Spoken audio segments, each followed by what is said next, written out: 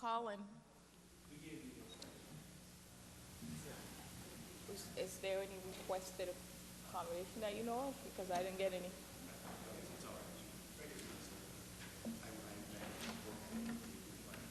Okay, good. So make sure everybody signs it.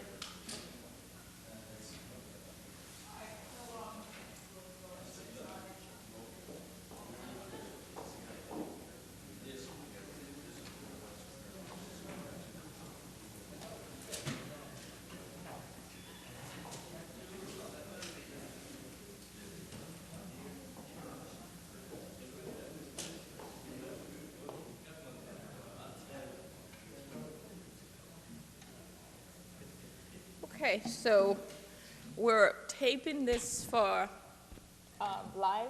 We're taping it live for the home audience. If you have any questions, obviously, feel free to ask, and I'll try to answer. Other than that, we'll go through the program. Does anyone have any questions before you go? So I'm going to give the heads up to the videographer. Mm-hmm. Yes. Right, exactly. So,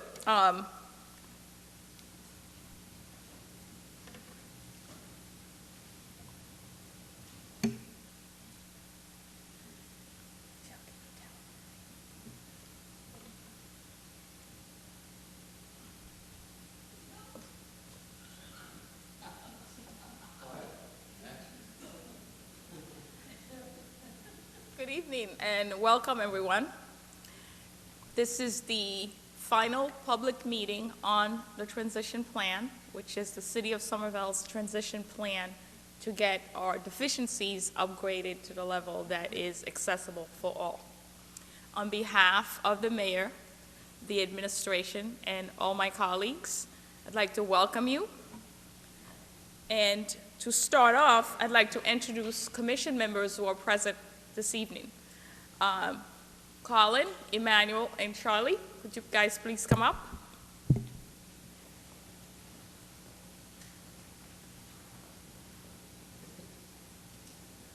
See where the camera can see you.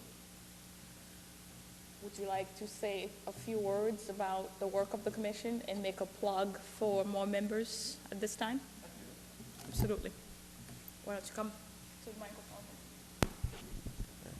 Hello, everyone. Thank you so much for being here. My name is Colin Killick. I'm chair of the Somerville Commission for Persons with Disabilities.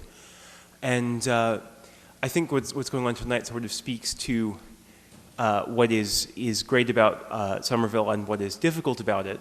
We have a community that understands accessibility. We have a lot of residents with disabilities who are really committed to making Somerville a better place to live and who are contributing to our city in a huge variety of ways. And on the other hand, we have a city that is old and that presents a lot of inherent access challenges to people with disabilities. And really the work of the commission is, we operate in a variety of ways. Part of it is to work on making the city more accessible, and we've been involved throughout in this process of establishing a transition plan. Part of it is to be a liaison or a go-between between people with disabilities in Somerville and the Somerville government, helping the city government better understand the needs of people with disabilities, helping people with disabilities better understand what's going on in city government. And part of it really is highlighting the contributions of people with disabilities in our city and in our society, and advocating for more such opportunities to be available. Over the last 3 years, we've done several events in celebration of National Disability Unemployment Awareness Month, as well as last year, the 25th anniversary of the Americans with Disabilities Act, bringing together disabled artists and advocates, and I think those were really productive events, and we certainly plan to do more in 2016. But we need more people to be involved. Right now, the commission has several open slots. The nature of any municipal commission is the more people you have on the commission, the more able you are to get things done. And that's particularly true when you have a commission made up of people with disabilities in significant part. I believe 6 of the 9 spaces are reserved? For individuals with disabilities. Okay, right. For people with disabilities. And so when someone is sick, when someone can't leave their residence, that if the commission has low membership, that puts us at risk of not being able to make quorum and move forward with our agenda. So I would strongly encourage anyone attending who is interested. There are spots open and available both for people who are and aren't disabled, and we would love to have you involved in this process and help us make Somerville a better place to live for everybody. Thank you very much.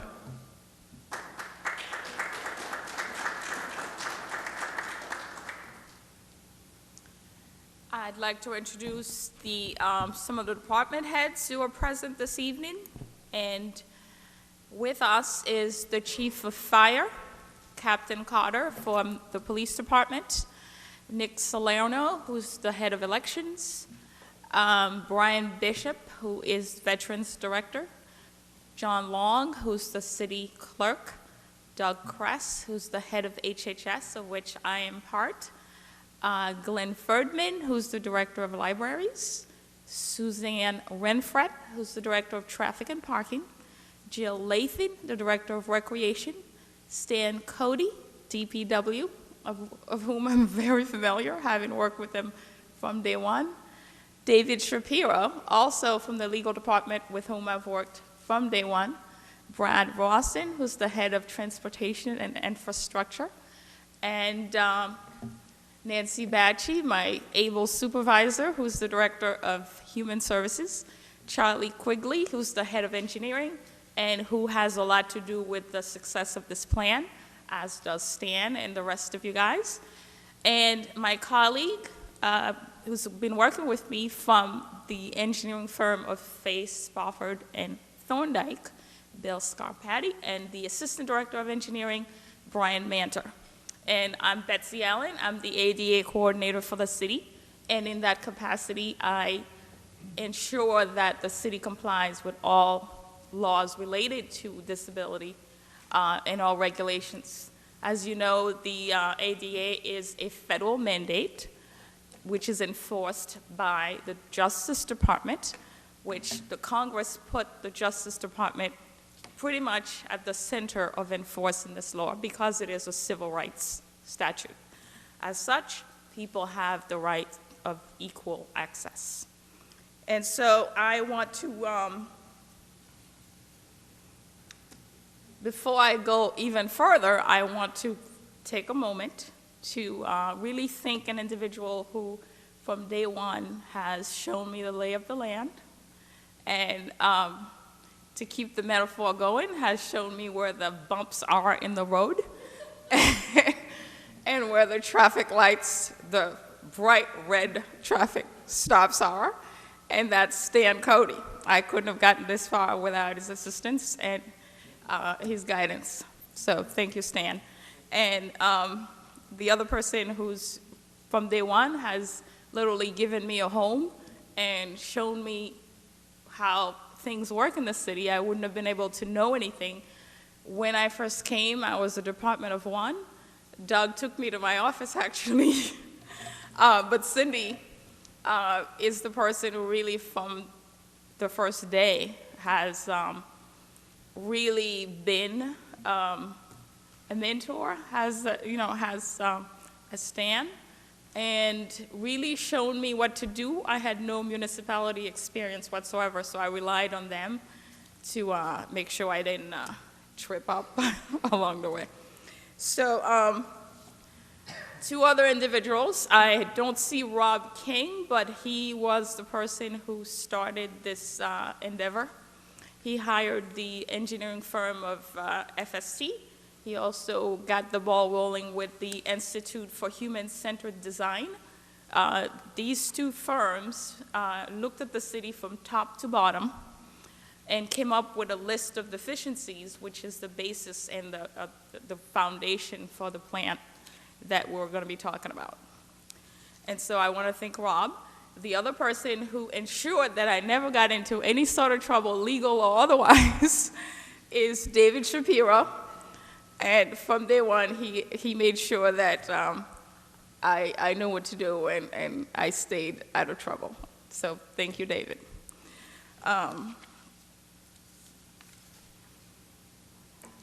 So, are there any questions so far about the structure of the wall? We're going to go through this slide presentation. I don't think I need to be behind the podium for this one. So as I said, the Americans with Disabilities Act, actually I might have to be, yeah, I don't get to move away. The Americans with Disabilities Act is a federal statute, and the city does not have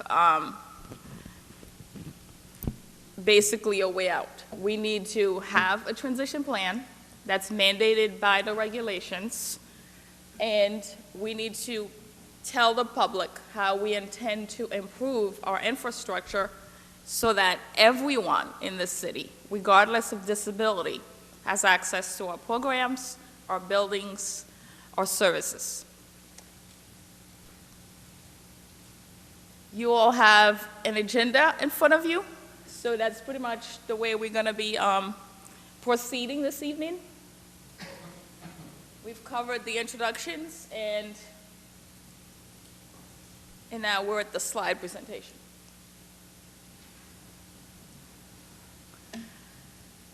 Now, does anyone know in this room what Abraham Lincoln, James Madison, Albert Einstein, Beethoven, Vincent Van Gogh, John Nash, to name a few? Does anyone know what these folks have in common? Yes. Can I get your name, please? Harriet Wadvick. Renwick. And I would say they all had invisible or visible disabilities. That is correct. Harriet just said that the people I just named, have all disabilities. And so when we enforce the law in the city, when we make things accessible, we are making sure that people with talent, like those folks, have a way to contribute. So, for instance, Lincoln had such disabling depression that it sometimes even pushed him to almost committed suicide because he was so depressed. He was incapacitated at times due to depression. And depression is, of course, a mental condition.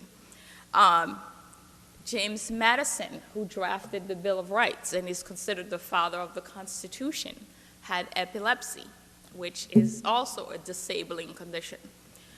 Stevie Wonder and Ray Charles, who are considered giants in American music, are blind. In the case of Ray Charles, was blind. Albert Einstein, world-famous mathematician and physicist, who taught at Princeton and still has a classroom dedicated to him, had a disability, had a learning disability, and also cognitive impairments, social problems. Vincent Van Gogh started losing his hearing. Beethoven started becoming deaf at the age of 28, and we all know what he's capable of, what he was capable of musically. And severe depression led the artist Vincent Van Gogh to commit suicide at the age of 37. And so, but that was after he was able to give us masterpieces that sell for hundreds of millions of dollars. And John Nash. Has anyone seen the film A Beautiful Mind? John Nash has schizophrenia, which is a mental condition, probably one of the worst mental diagnoses you can get. And he was still able, even with that debilitating mental condition, he was still able to win a Nobel Prize in mathematics. And so people with disabilities have talents, they have expertise, they have experiences, and when we leave those people out, we are leaving a lot of talents on the table. We are not taking advantage of the resources we have in the city when we leave a portion of our population out of our programmings, out of our meetings. So 56.7 million Americans have a disability. Some people have visible, some people have invisible, some people don't even say they're disabled. And as I like to say, disability is the only protected category that any one of us sitting in this room can join at any time. Obviously, the other protected categories being age. If you're above 40, you're protected from employment discrimination. If you're black, you're protected from race and color discrimination. If you're female, you're protected from gender discrimination. If you're gay, or you're protected from gender bias, and you're protected from homophobic bias. But if you're disabled, you're protected from disability discrimination, and this is the only actual discrimination that all of the people I just said, whether you're black, white, old, young, whether you're from here or if you're not from here, it's the only protected category that exists that you can join at any time through an accident, through a bad diagnosis. And so when we do this work, we're really helping ourselves and our relatives, potentially, the people we love, to create access for them as well. So why do we need the plan? As I just said, it's a legal mandate. We don't get to not have a plan. As I was saying, it was a civil rights statute. It was passed in 1990 by Congress, and it was enacted in 1992. And from localities, states had 1 year, from 1992 to 93, to come up with a plan to get from point A to point B, from deficiencies to access. And later on, we'll see how you can get away from not having to do full access, but this is the mandate. Signed into law by President George Bush, the elder. It has 5 titles, but we're concerned mainly with Title II, which covers us as a local government.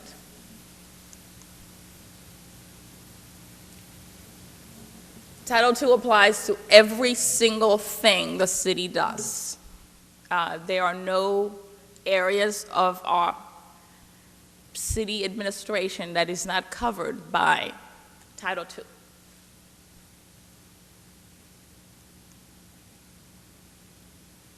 Obviously, there's a requirement of non-discrimination in everything that we do. There is a requirement that we communicate with people with disabilities as effectively as we would with people without. For instance, if someone walks in here and has a speech impediment or low vision or no vision, if they requested for me to have some sort of card service or interpreter, then I have to provide that to them. The only reason I would not provide that is if I say it's a burden. And for a city with the resources that we have, that wouldn't pass the test of what's reasonable or unreasonable.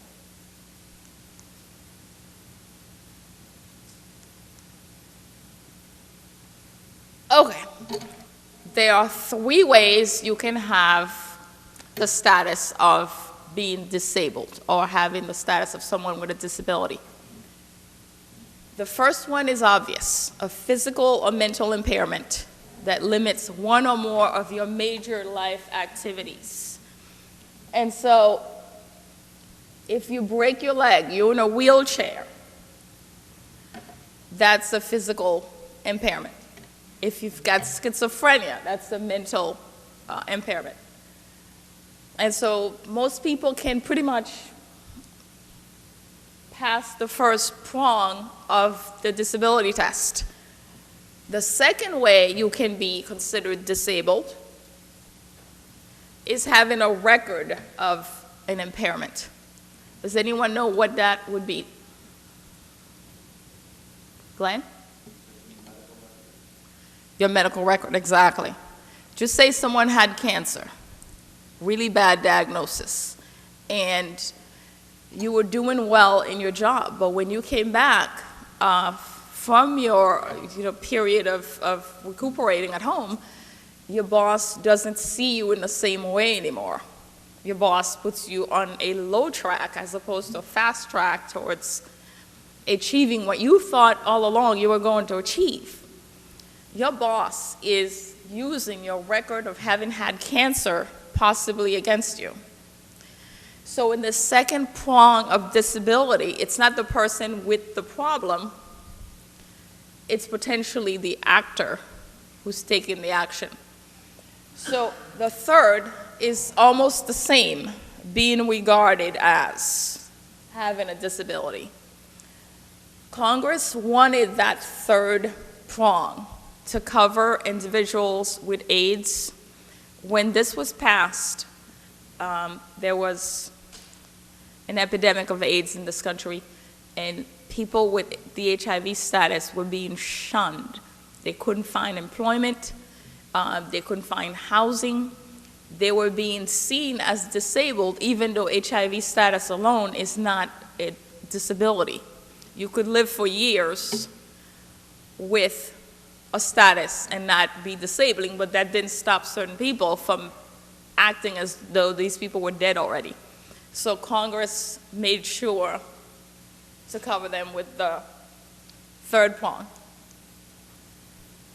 So what are we obligated to do? We don't just get to say, we have deficiencies, therefore we have deficiencies. Because it's a civil rights statute, we're obligated to make changes, and that's what the transition plan is all about. So our plan includes every single policy, every single procedure, every building, every park, every playground, every service. All of that needs to be brought into compliance.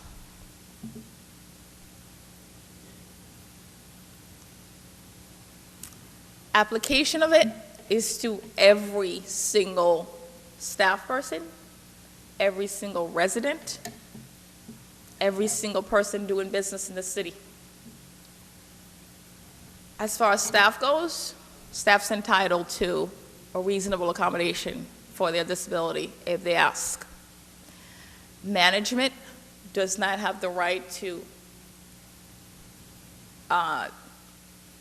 deny someone a reasonable accommodation. If management feels that it's too burdensome, that's something for the highest person in the organization. That's a call for the mayor, because ultimately he's responsible for the implementation and what happens under this plan.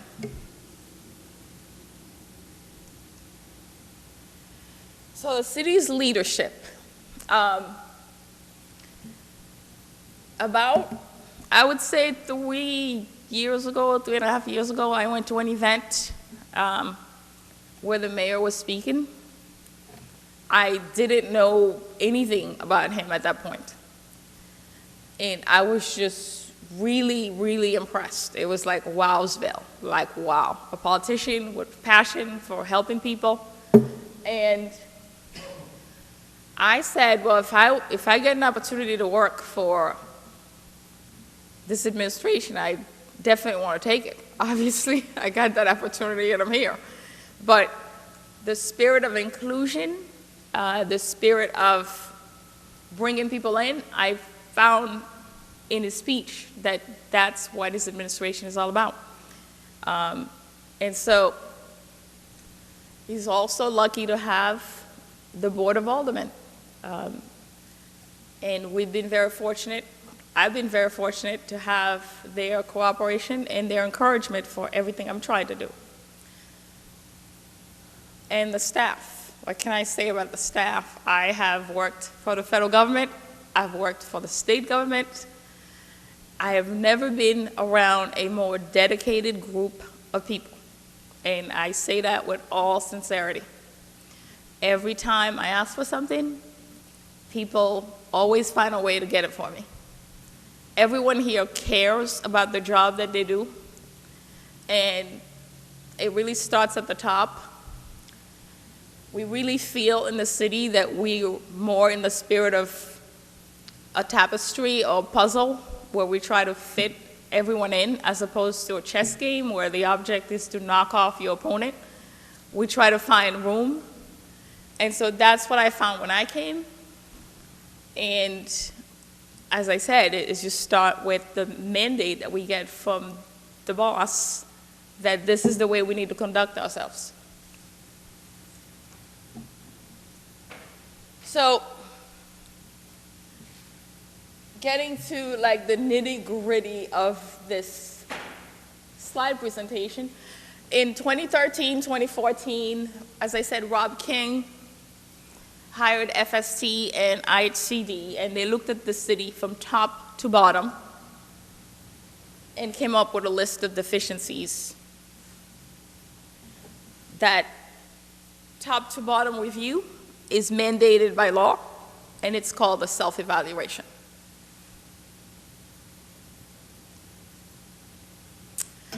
The ADA doesn't say do a self-evaluation, and if you find nothing or if you find something, you're done. No.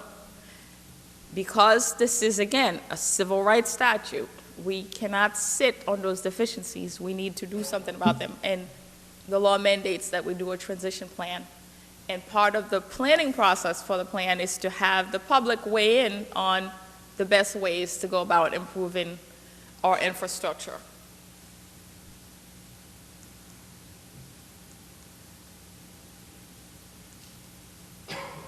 So the law requires that we have a responsible employee dedicated to making sure that ADA compliance is a top priority. They don't want administrations or governments to be able to say, oh, well, we didn't know about this. And so that's why I'm here. My job is to make sure that we do comply with all federal, state, and local disability statutes. Public notice. You will find in our municipal buildings, there's a notice that says if you have an issue having to do with disability, here's my name, Betsy Allen, my number, 2323 is my extension. That's who you call to report any issues related to a disability complaint, or if you need access, or if you need some sort of aids and services to, for your daily life and activities. Also on our website is a way for you to file grievances if you feel that city staff or business or landlord or anyone has discriminated against you because of your disability. And you are not required to stay with our method of complying or our grievance methods. You can, by right, pursue a state action, pursue a federal action, or go to court and file a private suit. We have to reasonably modify our policies, practices, and procedures to provide access. And emphasis here would be on reasonable. If someone requests an accommodation and we deem that to be a reasonable request, we have to provide it. We have to provide auxiliary aids and services to allow people to participate in our programs.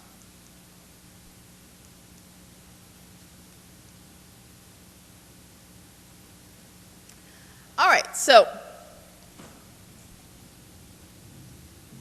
this is the legal test for accessibility when it comes to our buildings and our programs. Is it, in quotations, when viewed in its entirety, not one piece at a time, is the program accessible and usable by individuals with disabilities? So in everything that we're doing, we have to think if someone's in a wheelchair, is our program accessible to that person? If someone's blind, do they get to come in and take advantage of what we're doing? For physical accessibility, people have to be able to get in. And once they're in, they have to be able to use the services, meaning they must have access to where that's happening. In a lot of our buildings, we found that there are obstacles on the way to where we're saying we're having programs, and these obstacles would have to be removed as well, and that's all in the plan. Okay. In order for businesses not to be bankrupt, literally, by this disability statute, there are certain exemptions. Anything that would be a fundamental alteration of what it is you're trying to do, as determined by the head of that organization, then you don't have to do it.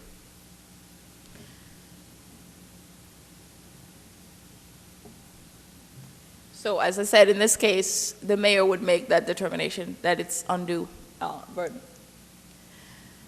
With respect to our infrastructure, our buildings, anything that is technically infeasible, meaning it can't be done, we don't have to do. But we don't get to stop there. We have to do it as much as possible to the point where we get to be, to get to technically infeasible. All right, so these are important for people who provide services. You cannot charge people extra because you're going to give them an interpreter. The police department, for instance, if you get a criminal who can't, who's blind or who can't speak, you cannot just charge them more, or any of the departments cannot charge anyone more than they would charge someone without a disability to provide them the same service that you're providing it to anyone else. You can't have policies that have a disparate impact on people with disabilities. That used to be a really big racial category in the 80s, 90s, 70s. People would have certain policies, and those tended to screen out people with people who were black or who were over 40, and so disparate impact is something that we have to watch for when we have policies. You can't just decide that it's not safe for someone in a wheelchair to participate in something, therefore they can't.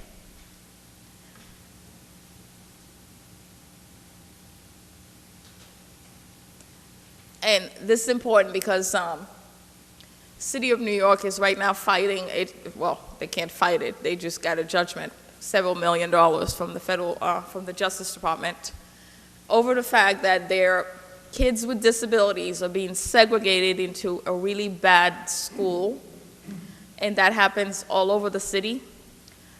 You cannot, because someone has a disability, subject them to a situation that is not equal to where you would put anyone else. So you can't separate people with disabilities. You have to make it as integrated as possible, and that's the law.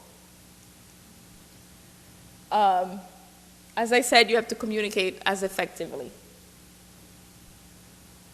If, for instance, the Council on Aging is providing bus services for people, they must provide accessible services.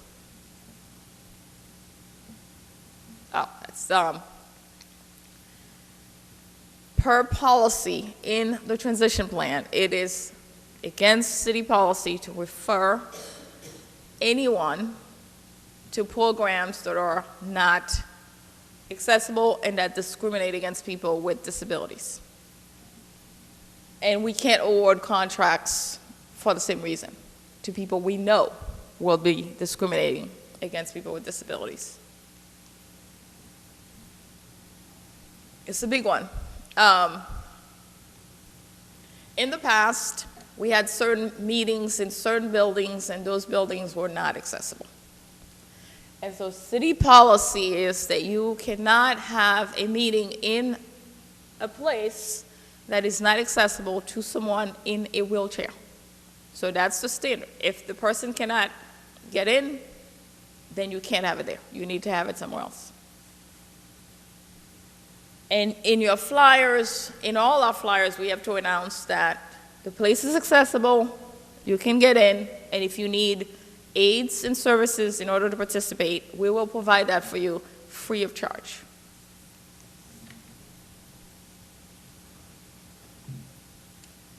Public has a right to unimpeded travel. That means that if a section of the road is blocked for construction, whether it's DPW crews or outside contractors, they must provide, preferably on the same side of the street, an alternate route for people to go about their business. And when that's not feasible, we have variance requests that we can fill out.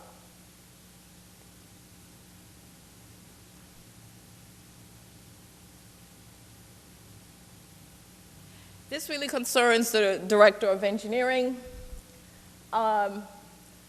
If you are building a road, constructing a road, or altering a road, and in the plan there are requirements or criteria for what would constitute a construction or an alteration, you must build curb ramps so that people in wheelchair or people who use mobility devices can get from one side of the street to another side of the street. And the law mandates that someone be in charge of ensuring that this happens. In this case, the Director of Engineering is going to ensure that curb ramps are built whenever we are just, rebuilding city streets and altering them in whatever way. Accessible pedestrian signals will really come under effective communication. If you're blind and you don't hear that chirping sound, or you can't put your hand and feel the vibration, you literally could be putting your life at risk. And so we have, if requested, put them in where that person is traveling, and we also have to do them systematically, go around the city and make sure that we have that. Are there any questions? Okay. There's a form on the website. If you're blind and you live on a street and you don't have an APS signal, you can fill out that form or give me a call, and I'll make sure that we get on top of that right away. We talked about the alternate pedestrian access route and DPW's role in that. The highway director is in charge of ensuring that there are cones, directional signs, to make sure that people know where they can walk. That's something we had here in the city with service animals. You must allow service animals. We had a park that said no animals. That had to be changed to, you can bring in your animal if it is a service animal. That's the law.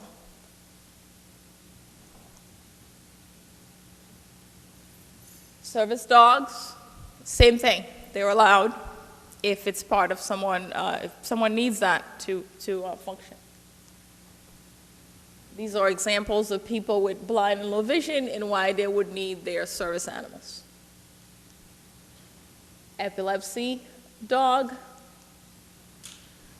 snow removal.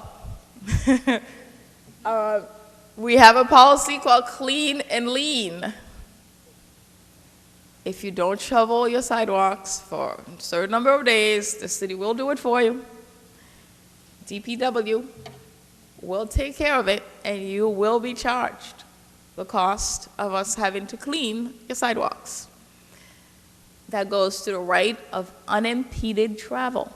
People cannot be trapped in their homes because landlords or homeowners are not shoveling their sidewalks. Yes, Harriet? Is there a particular registration for people who say they're alone and can't shovel for themselves?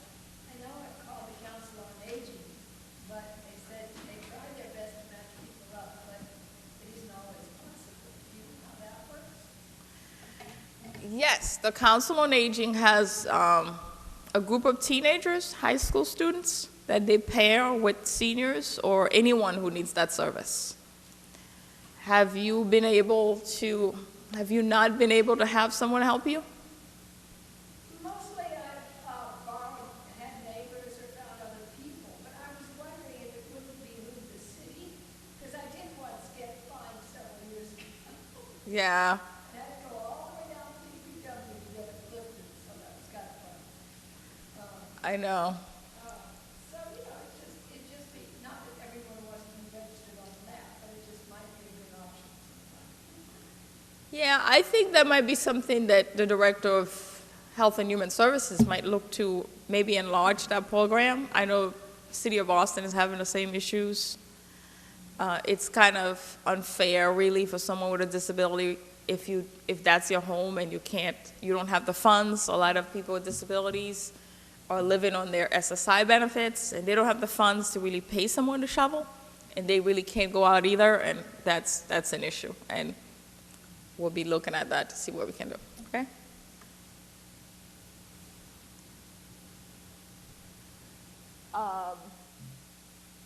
I get a lot of complaints about bricks. Stan gets a lot of complaints about bricks, namely Davis Square. In the plan, we have a policy. If you spot a loose brick, call 311, or you can call me. We'll be keeping a log, and the highway director will go out and do what's called a cold patch, and that's really in the winter when they can't get to it. And as soon as we can actually fix the bricks, we'll go out and do so. Betsy? Yes, Harriet. I had a friend notice along the walkway a couple of years ago. She said, "You're going to kill yourself on that." And she said, "I'll call DPW." So she did it herself. It was very nice. And it got fixed in a relatively short time. Excellent. I'm happy to hear that someone called DPW and it got taken care of right away. That department aims to please. So people should make sure that they call us. We don't want anyone to trip, especially we have brick crosswalks, so that could be dangerous if you're trying to cross the street quickly and you get tripped up by bricks. We also get a lot of complaints over the bus shelters, the bus bays, the bus stops, and lack of access during snow. MBTA is supposedly in charge of maintaining those, but really it devolves upon us because it's the city of Somerville. But anything having to do with actual fixing of the bays, the stops, infrastructure of that bus stop is the responsibility of the MBTA. We have policies for evacuating individuals with disabilities. Chief Sullivan has a whole binder of emergency preparedness programs in case that's required. In the plan, you must have up-to-date policies for evacuating folks with disabilities posted in a location where it can be accessed quickly should you need to. People need to know where they can congregate in order to be evacuated in the event of an emergency. We talked about effective communication.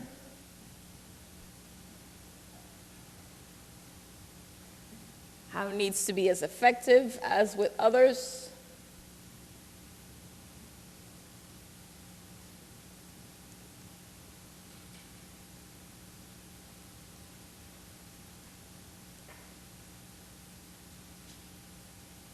How you need to provide services. Colin? It's just worth pointing out the effective communication rule also applies to people who are intellectually disabled or otherwise have difficulty understanding text, particularly in, say, healthcare settings or when critical information to an individual's rights or needs is provided. It is incumbent upon the entity providing that information that it be provided in a form the person can understand. It's simplifying it for them if need be. Okay. So, can you repeat that last part so I can? Sorry, yes, that information, particularly this comes into play in areas of healthcare or legal proceedings where it's critical that an individual understand exactly what's being communicated to them. It's incumbent upon institutions under ADA requirements to put things in language that can be understood. If the individual has a cognitive impediment that prevents him from understanding the text as it is initially presented, it has to be reworded verbally or in print in a way that they can understand. Absolutely. So, making sure that you're communicating effectively regardless of the impediment. And sometimes that includes breaking it down in simpler language for people with cognitive impairments. We have a responsibility to provide the material in Braille if that's requested, but the plan does ask that you give us 30 days, if possible, to come up with that because it's not that easy to do Braille. Screen reading technology, that's something we can have fairly quickly. Magnifiers, something we can provide fairly quickly. Those of us who communicate mainly in print should think about also doing things with thumb drives and email for people whose disabilities prevent them really from reading it, as well as providing it on discs and audio. Most things should really be written in 14 font if you want to cover the majority of the population. Particularly since we now have a growing population that's about to hit 65 and older. And really think about the concept of universal design, and that's really what I try to do with everything that I do. Don't think of it as, oh, I'm doing this for people with disabilities. Just think of it as, this will be the best thing for anyone. This is why your agenda is in a large print. And also, when you do the sidewalks, you're not just doing it because someone in a wheelchair is going to go around or on it. People with strollers, parents with kids in strollers, a smooth sidewalk is just as good for them as it is for someone in a wheelchair. And so universal design is really the concept, especially with an aging population. Whatever we're doing, think what would be the best thing to have, and that's really the standard. Mayor likes to say, do it right the first time. And so as opposed to doing things halfway, if we just do it to the best of our ability, then that's really the best thing to do. Audio description, oops. Okay. Particularly the younger generation, they don't so much need the older technologies. You can give them an iPad and communicate with them that way.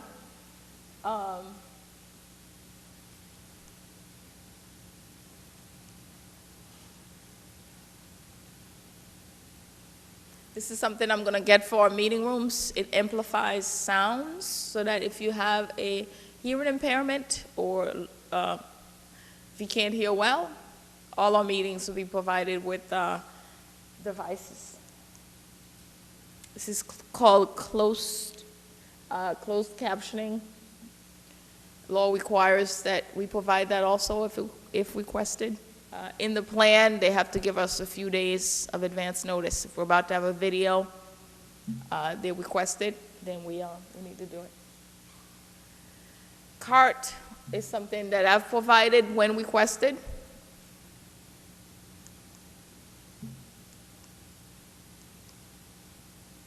Interpreter is also something I've provided at meetings when I did get a request. It's one way to communicate if all else fails.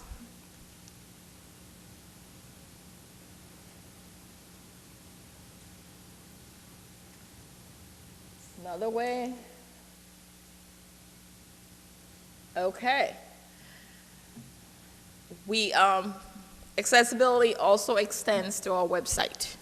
Communications department is right now designing a brand new website that, when done, will comply fully with all of the regulations under the ADA. So we're very excited to get that website. It's the end. Thank you. Been a great audience. Any questions before Colin? This is just a best practice, going back to digital documents and screen readers and the like. If you're pointing out something like a flyer, that has anything that's got text on it, try to print it out either as a PDF, as a Word document, or a document file rather than an image file. Screen readers can't do anything with images, and if you're putting out something after images, try to include a text description of what the image is. Excellent. Your voice carries, so I don't so much have to repeat for you, right? Did anyone hear that? Okay, great. Right now, we have FSC's Bill Scarpati, who will give us a very brief, way briefer than this, presentation of what our deficiencies when it comes to the public rights of way are. And public rights of way are things like sidewalks, curb ramps, accessible pedestrian signals. And so, Bill, come on up.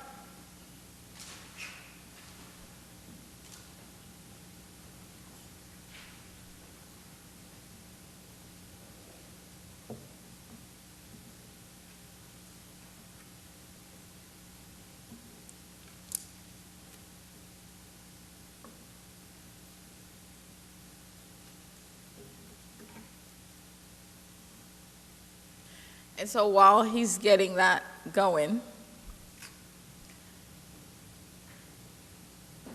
when we leave this room, we really need to think about all the people that I said before. Just think, FDR was in a wheelchair his entire administration.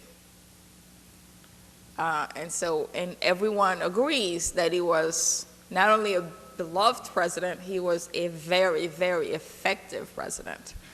And so when we allow people to use their talents, you never know what we're going to get. So, Bill, come on up. Thank you. Thank you, Betsy.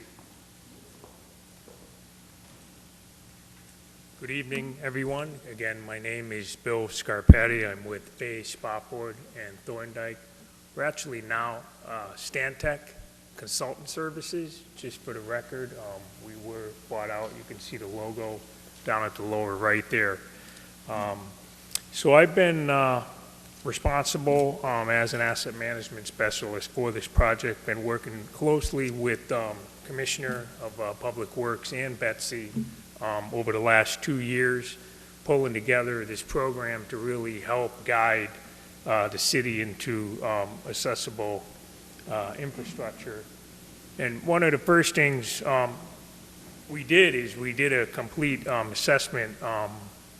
We pulled together an accessibility study that outlines the deficiencies, and I'm just going to recap that tonight.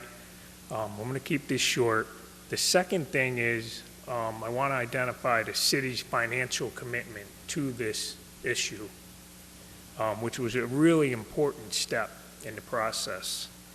And the third is to just kind of give you a flavor of the program that's underway right now associated to the roadway and sidewalk infrastructure.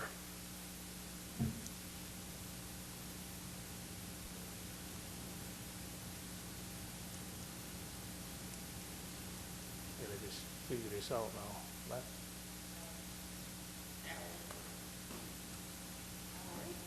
Hit the bottom one?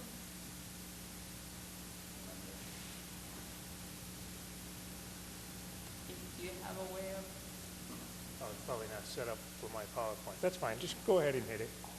So to recap the findings, so in 2013, as Betsy stated, we conducted a public right-of-way accessibility study. Hold on.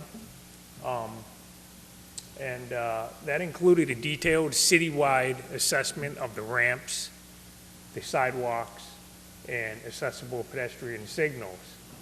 We inventoried over 3,000 ramps, 180 miles of sidewalks, and 300 accessible pedestrian signals. We had all this information and went into the city's asset management system where we would do subsequent analyses and recommendations. And to no surprise, the findings, 80% of the ramps or the curb cuts were out of compliance. 77% of the sidewalks didn't comply, as well as 85% of the accessible pedestrian signals. So it was a serious problem. We also determined the backlog. How much is it going to cost? What is the magnitude of the problem? So we determined back in 2013 that the backlog for the sidewalk, this is the cost of bringing up all the sidewalks to perfect condition, is $75.2 million. The ramps, 7.4, and the accessible signals at just a little under $500,000. So based on the backlog and the analyses that we ran, we recommended, and the city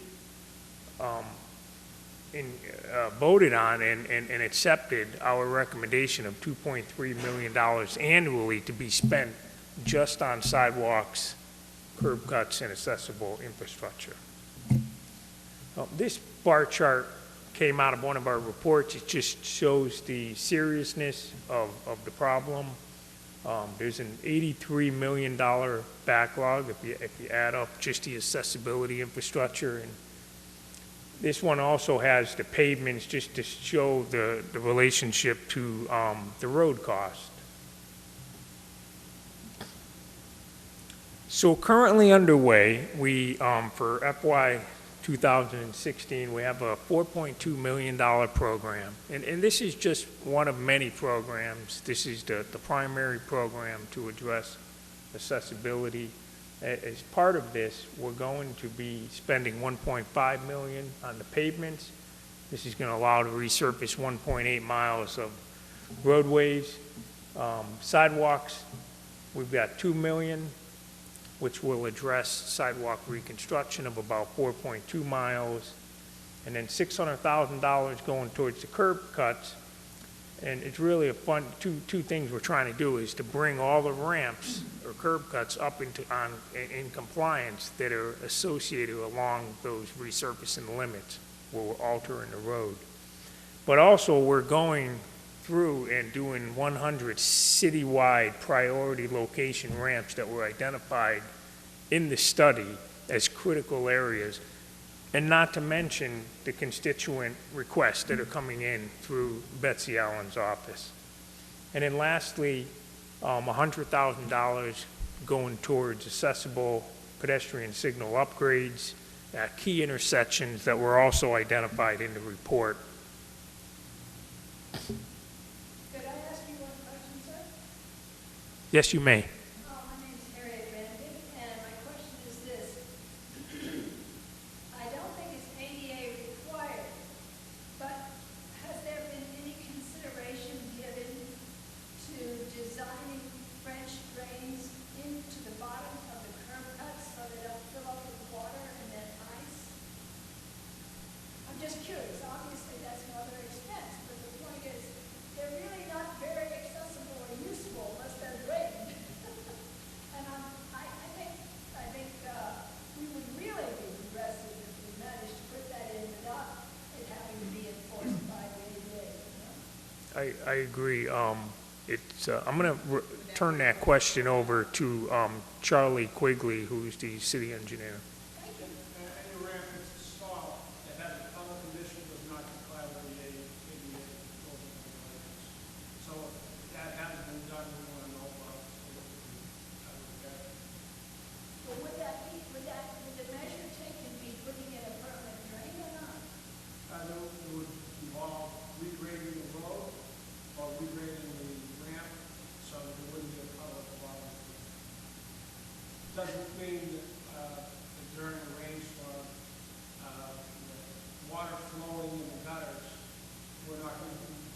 resources, we have a set down every single ramp.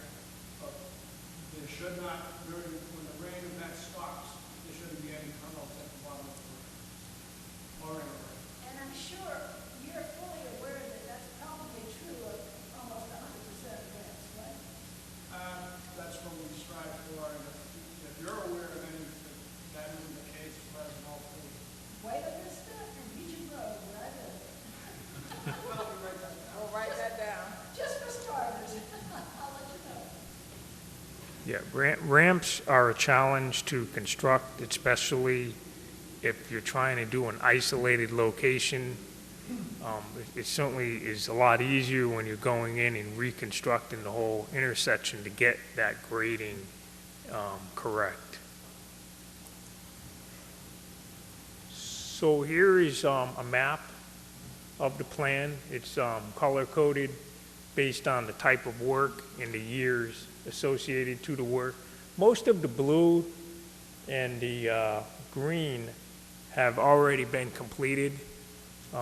There's other streets out there that are underway. Some of them are just delayed because of utility coordination, trying to get the utilities in beforehand, before we go in and resurface and redo sidewalks. The blue squares represent the 100 priority ramp location.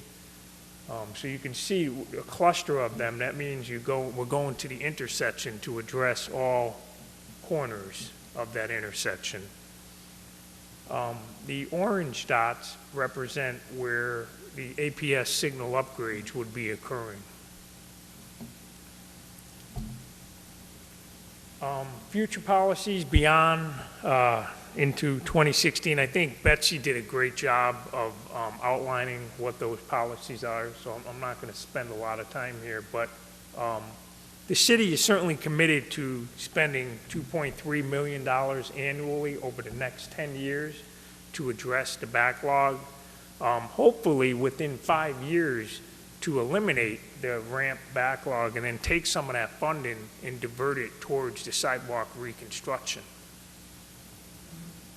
And just real quick, proactive, certainly DPW, as you can see outlined by Betsy's policies, are really committed to, being proactive, addressing maintenance. I know maintenance is always a concern because you can't go in and just fix everything all at once, but there's, whether it's missing bricks or trip hazards, what have you, those are things that are going to be as part of this transition plan included.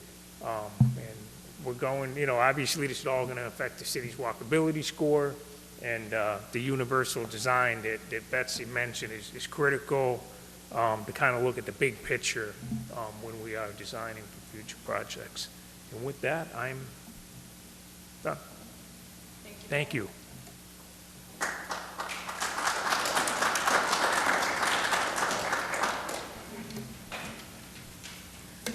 And so we are almost at the end of our presentation. I just wanted to throw out some guiding questions at the audience here and the audience at home, because we can still use your perspective and your input.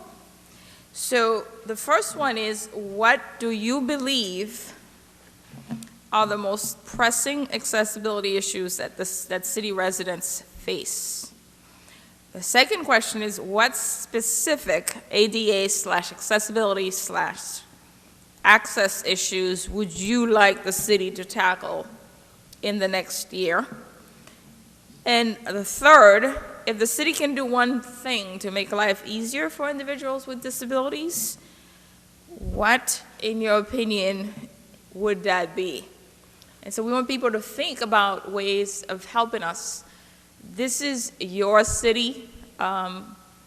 We want everyone to feel valued and included, and this is why we have the public meeting. And for the audience at home, we really want you to think about ways we can help you get around better. Part of the reasons that we don't often see people with disabilities, especially mobility impairments, out and about is it's difficult.